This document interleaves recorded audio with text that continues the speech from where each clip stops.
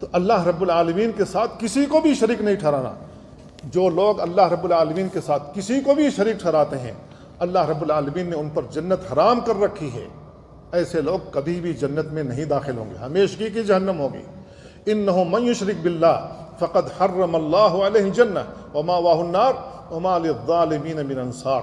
جنہوں نے اللہ رب العالمین کے ساتھ شرک کیا اللہ رب العالمین نے اس پر جنت حرام کر رکھی ہے، ومأواہ النار، اس کا ٹھکانہ جہنم ہے، وما للظالمین من انصار، ایسے ظالموں کا کوئی مددگار نہیں ہوگا، نہ کوئی نبی، نہ کوئی رسول، نہ کوئی ولی، نہ کوئی پیغمبر، کوئی بھی نہیں جائے گا اس کی مدد کے لیے، اس کی سفارش کے لیے کوئی بھی نہیں جائے گا۔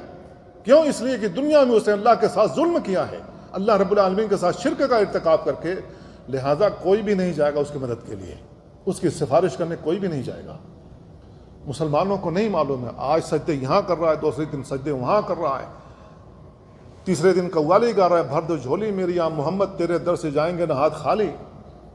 کبھی وہاں پر چادریں چڑھاتا ہے، کبھی وہاں پر گلاب چڑھاتا ہے، کبھی وہاں پر ماتھے ٹیکتا ہے، کبھی وہاں رکوع کرتا ہے، کبھی وہاں دیگیں چڑھاتا ہے، کبھی ان سے مدد مانگتا ہے۔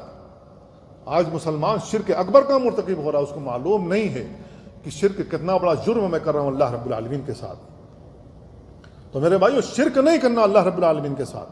اگر کوئی شخص توبہ کیے بغیر، اپنے کلمے کی تجدید کیے بغیر دنیا سے رخصت ہو گیا، اس کے لیے اللہ نے جنت حرام کر رکھی، اس کا ٹھکانہ ہمیشگی کی جہنم ہوگا۔